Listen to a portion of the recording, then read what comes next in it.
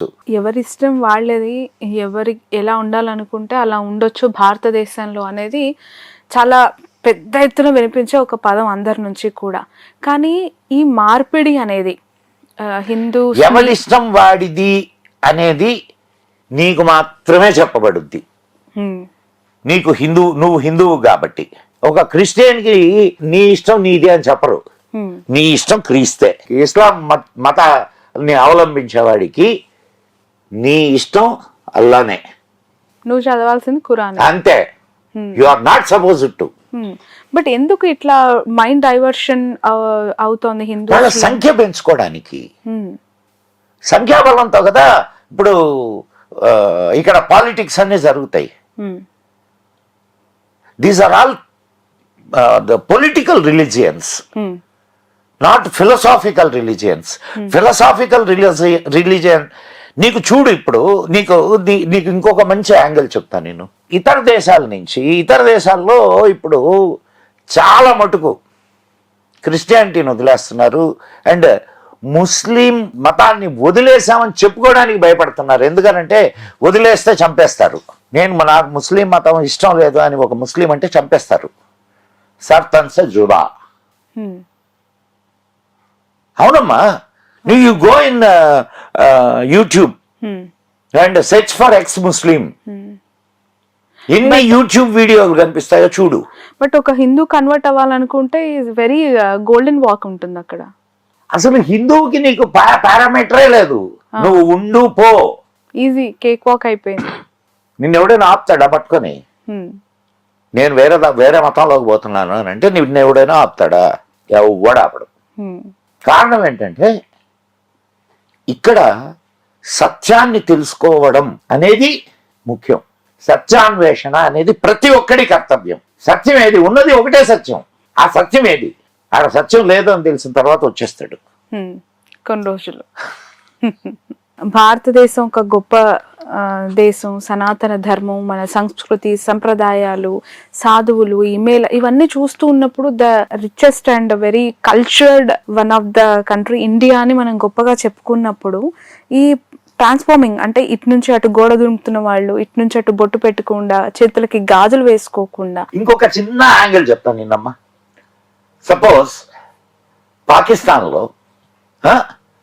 పాకిస్తాన్లో అటు నుంచి ఇటు వచ్చాడు అనుకుందాం, బతుకుతాడా? లేదు ఒక క్రిస్టియన్ కంట్రీలో నేను క్రిస్టియానిటీని వదిలేస్తున్నాను, నేను ఇంకొక మతాన్ని తీసుకుంటాను అని అంటే గమ్ముకుంటారా? ఇప్పుడు కొంచెం సాఫ్ట్ అయి ఉన్నారు, కొంచెం సాఫ్ట్ అయ్యారు వాళ్ళు. కాబట్టి ఇప్పుడు నిజం తెలుసుకోవడానికి భారతదేశానికి వస్తున్నారు. నువ్వు పో ఒకసారి హరిద్వార్కి వెళ్ళు. అండ్ ఎందుకు నువ్వు ఇందాక చెప్పావు కదా అరుణాచలం, పో రమణ మహర్షి ఆశ్రమానికి వెళ్ళు. అబ్బో, నేను అసలు షాక్ అయ్యాను. నేను సీరియస్లీ చెప్తున్నాను, నా లైఫ్ లో నా ఎక్స్పీరియన్స్ అయిన థింగ్ అది. గిరి ప్రదక్షిణ చేసేసాను, ఆ రోజు నైట్ అయిపోయింది. రమణ మహర్షి ఆశ్రమానికి వెళ్ళడం కోసం ఆ రాత్రి నేను స్టే చేశా. నెక్స్ట్ డే మార్నింగ్ నేను రమణ మహర్షి ఆశ్రమానికి వెళితే నా ఏజ్లో ఉన్న యంగ్స్టర్స్, నాకంటే చిన్నవాళ్ళు, వాళ్ళు ఎందుకు వచ్చి కూర్చుంటున్నారో, ఎందుకు వచ్చారో తెలియదు. జపమాల వేసుకుంటారు, బుక్కులు పట్టుకుంటారు, వాళ్ళు ఒక ధ్యానం చదువుకుంటూ ఉంటారు. మెడిటేషన్. వాళ్ళకి ఏం అట్రాక్ట్ చేసింది, వాళ్ళు ఎందుకు వచ్చేసారని అడుగుదామన్నా కూడా they are in deep meditation. అడగలేకపోయా. బట్ అలా చూస్తున్నప్పుడు చాలా హ్యాపీ వేస్తుంది. ఇలా పోతున్న వాళ్ళని చూస్తుంటే బాధ. ఏం కాదమ్మా, ఏం కాదు. It's all time. మనం ఏమనుకుంటున్నాం అంటే ఇక్కడ భారతదేశంలో ఇట్లా చాలా మంది చాప కింద నీళ్లు లాగా. నీ స్ట్రెంగ్త్ నీకు తెలుసుకోవడం లేదమ్మా. ఇప్పుడు నీ స్ట్రెంగ్త్ నీకు తెలుస్తున్నది. ఇప్పుడు నీ స్ట్రెంగ్త్ నీకు తెలుస్తుంది. ఈ పోయేటటువంటి వాళ్ళందరూ వాళ్ళ బిడ్డలకి ఈ ధర్మం గురించి చెప్పకే వెళ్తున్నారు అని అంటే వాళ్ళకి సరైనటువంటి ఫీడ్ ఇవ్వక రేపు శ్రావణి బిడ్డలు వెళ్తారా? బట్ ఎంతవరకు ఆపగలుగుతారు ఇప్పుడున్న generations? They are in lot of people, they are coming back. Okay, they are coming back. If you see in the foreign countries చాలా చర్చీలు అమ్మకానికి ఉన్నాయి. Okay, right. అండ్ ఇంకొకటి ఇప్పుడు అక్కడ క్రైస్తవాన్ని వదిలేసే వాళ్ళు ఉన్నారు. అయితే క్రైస్తవాన్ని వదిలి వాళ్ళు దేనికి వెళ్ళారు? కొందరు అసలు దేవుడే లేడనే స్థితికి వచ్చారు, నాస్తికులుగా. కొందరు హైందవ ధర్మంలోకి వచ్చున్నారు. హైందవ ధర్మంలోకి వచ్చున్నారని కూడా నేను చెప్పను. వాళ్ళు వెతుకులాట మొదలు పెట్టారు. ఇది they are search of the truth. ఉత్తరాదిలో గతంలో అనేక చోట్ల గుళ్ళు కూల్చేసి మసీదులు కట్టారు, లేదంటే వాళ్ళు అక్కడ నమాజ్ చేసుకునే వాళ్ళు, ఇట్లాంటి వార్తలు మనం చాలా చాలా విన్నాం గతంలో. దక్షిణాదిలో అలాంటి ఘటనలు ఉన్నాయా ఎక్కువగా? అంటే హైదరాబాద్ లో లేవా? ఎక్కడికో పోతున్నావమ్మా, నీ హైదరాబాద్ లో లేవా? ఎందుకు కూల్చేసి మసీదులు కట్టాల్సిన ఒక నీచమైన ఆలోచన, ఒక నీచమైన ఆలోచన. నా రాజ్యం ఇది, నేను చెప్పిందే వినాలా. అల్లాయే దేవుడు. అల్లాను కాదంటే నిన్ను చంపేస్తాం. నువ్వు విగ్రహాలని వాటిని నువ్వు పూజించడానికి లేదు. విగ్రహాలు ఆలయాల్ని ధ్వంసం చేస్తాం. కర్నూలు దగ్గర ఒక శక్తిపీఠం ఉన్నది తెలుసా? జోగులాంబ. వెళ్ళావా ఎప్పుడైనా? అందులో మసీదులు. మరి నువ్వు ఎక్కడో నార్త్కి వెళ్తున్నావు. నీ పక్కన ఉండేటటువంటి జోగులాంబ సంగతి ఏంది? దానికో చరిత్ర, దానికో పురాణం ఉంది అని చెప్పే వార్తలు ఎంతవరకు నిజం అంటారు? అసలు ఏం జరిగింది అంటే, అమ్మవారు ఏదో ఫైటింగ్ చేసినప్పుడు వాళ్ళ మీద పోరాడింది, వాళ్ళు ఇక్కడ చనిపోయి, ఏవేవో స్టోరీస్ వాటి వెనక. నీకు జరిగింది ఆక్రమణ కాదా? పక్కన పెట్టాయి. అమ్మవారు పోరాడింది, అయ్యవారు పోరాడారు. కాశీలో కూడా మెయిన్ టెంపుల్ లోనే ఉంది. మధుర, కాశీ తెలుసా నీకు? మధుర దేవాలయాన్ని కూల్చినటువంటి ఆ శిల్పాలని జామా మసీదు మెట్లుగా చేశారు. ఎందుకంత కక్ష? నువ్వు అక్కడ అన్నావు. నేను వచ్చింది నెల్లూరు జిల్లా ఉదయగిరి అని ఒక ఇది ఉంది. 300 గుళ్ళు ఉండేవట అక్కడ. ఒక్క గుడి సరి అయినటువంటి విధానంలో ఉందేమో, ఒక్కసారి వెళ్ళిరా. నేను ఇంకొక ప్లేస్ చెప్తా, అక్కడికి వెళ్ళు. అక్కడ నీకేం కనిపించిందో నాకు చెప్పు. వజూఖానా అంటే అదే వాళ్ళు కాళ్ళు చేతులు కడుక్కుంటారు కదా మసీదులో. ఒక మసీద్ చెప్తా పో. ఆ వజూఖానా మొత్తం మెట్లన్నీ కూడా ఈ దేవాలయాల రాళ్ళు. నువ్వు ఎక్కడో నార్త్కు పోతున్నావు, సౌత్లో ఏంది? రా ఒకసారి హంపి విజయనగరం చూడు, కడుపు రగిలిపోద్ది. అసలు ఎంత రాక్షసత్వం కాకపోతే ఒక అందమైన శిల్పాన్ని చేతితో కుట్టి ఇప్పుడు దాన్ని నాశనం చేయాలనేటటువంటి మనస్తత్వం ఉంటుందమ్మా. రాక్షసత్వం కాదు, మనిషిలో ఉండే రాక్షసత్వం కాదు. అందాన్ని అందంగా ఆరాధించలేని, అందాన్ని అందంగా స్వీకరించలేనటువంటి దౌర్భాగ్యపు మానసిక స్థితి అది. నువ్వు చూడనా, చూస్తే తెలుస్తుంది. హంపి విజయనగరాలని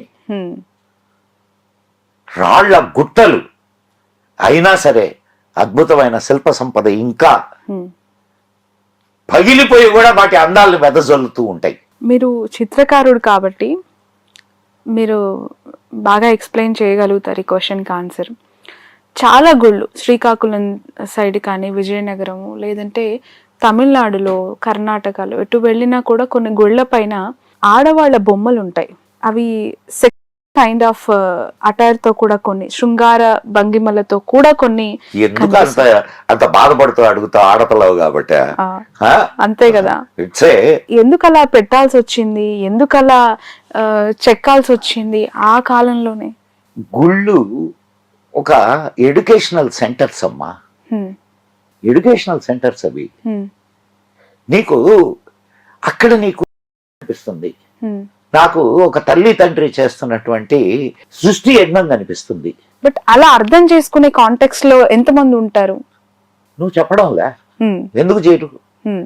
రైట్ అమ్మాయి, నేను అది నిషిద్ధమైందా అనేది మే నాట్ బి. హ? చెప్పమ్మా, నువ్వు ఆ ప్రశ్న అడిగావు కదా, నిషిద్ధమైందా చెప్పు. కాదు. హ? మరి కానప్పుడు నువ్వు అక్కడ నిషిద్ధాన్ని ఎందుకు చూస్తున్నావు? నువ్వు పిల్లల్ని కనలా? అవునా కాదా? దాన్ని నిషిద్ధం అంటూనే నువ్వు ఇంటికాడ ఆ నిషిద్ధాన్ని చేస్తున్నావు. అక్కడ చూడాలనుకుంటాడు, అక్కడ చూస్తే ఏమో నీకు అది నిషిద్ధం, ఇంటికాడ చేస్తే ఏమో నీకు ఇది శుద్ధం. అర్థం చేసుకుని ఆయన. అండ్ ప్రతి దాంట్లో మన వాళ్ళు పీక్స్ ని అటైన్ చేశారమ్మా. నువ్వు వాళ్ళు ఒక ఏదో అంటే ఏదో క్షణికమైనటువంటి దానిగా తీసుకోవాలా అంటే మన లెట్ మీ టెల్ యూ, దాని మీద శాస్త్రాలు రాశారు మన వాళ్ళు. ఆడవారిని పురాణాల్లోనే అలా చూపించారా? ఆ గోడల మీద శిల్పులు చెక్కిన ఆ శిల్పాల్లో కూడా అలా చూడటం వల్ల సమాజంలో ఎక్కడ నీకు అవన్నీ ఉండవు. అంటే ఆ చరిత్రకారులు అప్పట్లోనే అలా వేయటం ఉద్దేశాలు ఏంటి, ఆ పర్సెప్షన్స్ ఏంటి?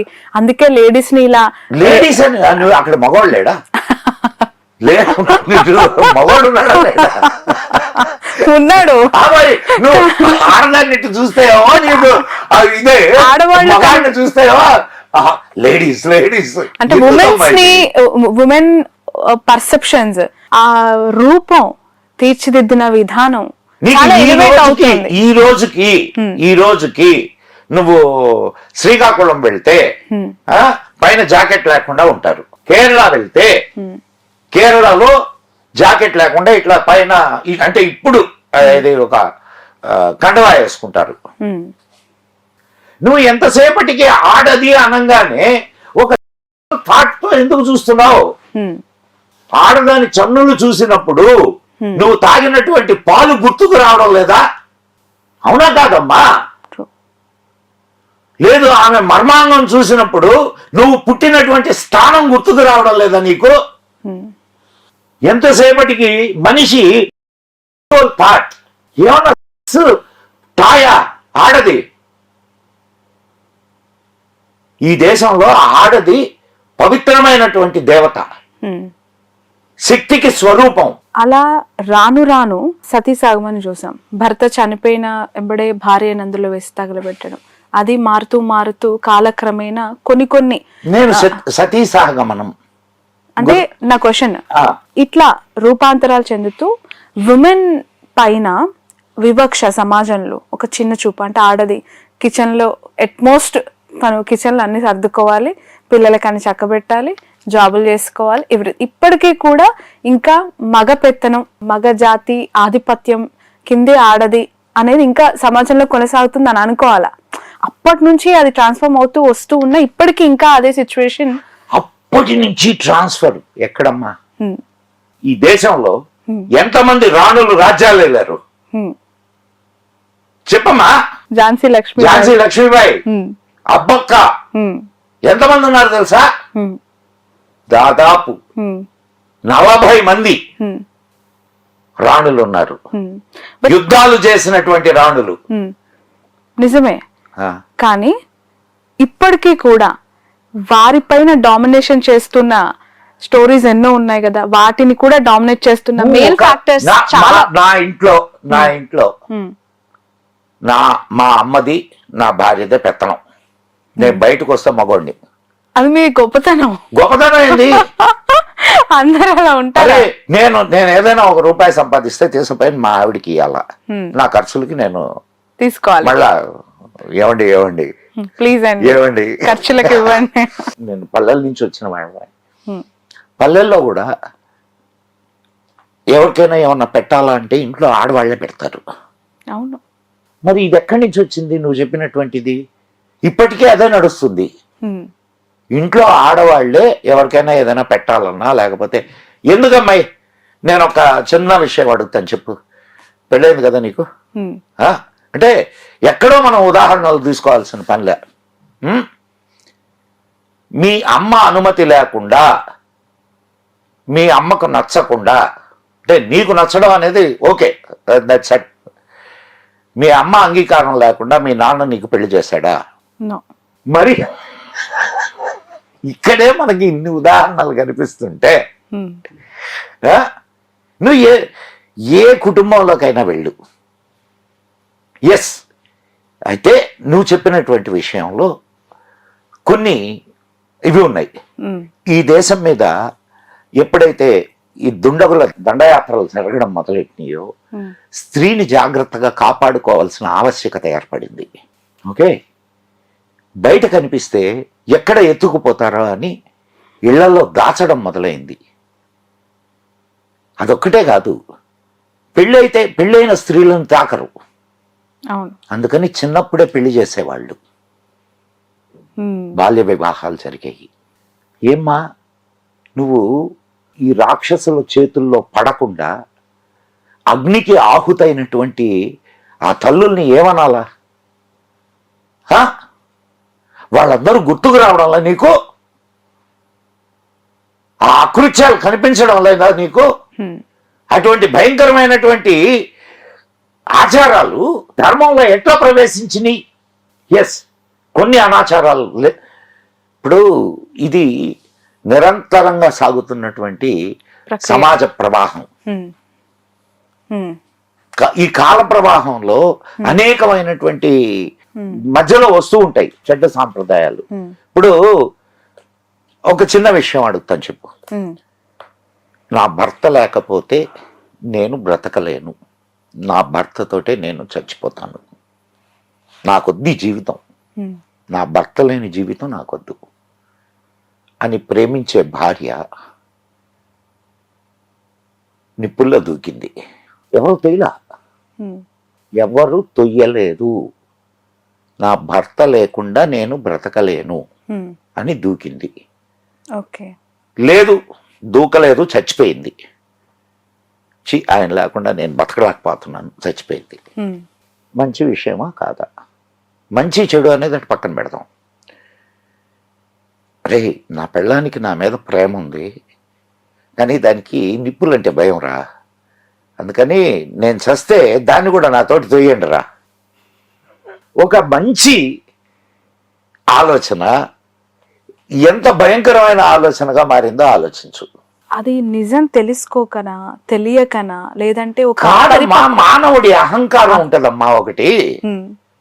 ఆ అహంకారాన్ని జయించడు మానవుడు. వాడు ఏదనుకుంటాడో అది.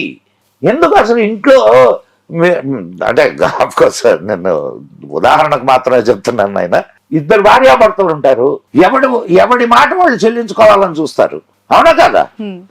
కానీ ఒక్క నిమిషం ఇద్దరు కలిసి కూర్చొని ఆలోచించుకుంటే కాస్త ప్రశాంతంగా హాయిగా ఇద్దరు కలిసి బజార్కి వెళ్ళి ఏదో హోటల్లో టిఫిన్ చేస్తారు, అవునా కదా? దేశంలో దురాచారాలు లేవని చెప్పట్లేదు, ఎస్ ఉన్నాయి. అయితే ఇంకొక గొప్ప విషయం కూడా ఉంది ఈ ధర్మంలో, ఈ దేశంలో. ఇది దుర్మార్గం, ఇది తప్పు అని తెలిసిన తర్వాత సరిదిద్దుకునేటటువంటి ఆప్షన్, సరిదిద్దుకునేటటువంటి మనస్తత్వం ఉంది ఈ ధర్మంలో వాళ్ళకి. ఈరోజు బాల్య వివాహాలు జరుగుతున్నాయా? ఈరోజు సతీ సహగమనాలు జరుగుతున్నాయా? చెప్పమ్మా. ఎందుకు సరిదిద్దుకున్నాం? ఎందుకు? అది తప్పు కాబట్టి. ఇస్లాంలో చిన్నపిల్లలకు వివాహం చేస్తారు, ఇప్పటికీ చేస్తారు, జరగట్లే ఇక్కడ. ఇదే హైదరాబాద్ లో ఎంతమంది చిన్న బిడ్డల్ని అరబు షైకులు కమ్మారు. ఏమ్మా మాట్లాడు, ఏ వాళ్ళు బిడ్డలు కాదా? ఏం నీ బిడ్డలు కనిపించడం వాళ్ళ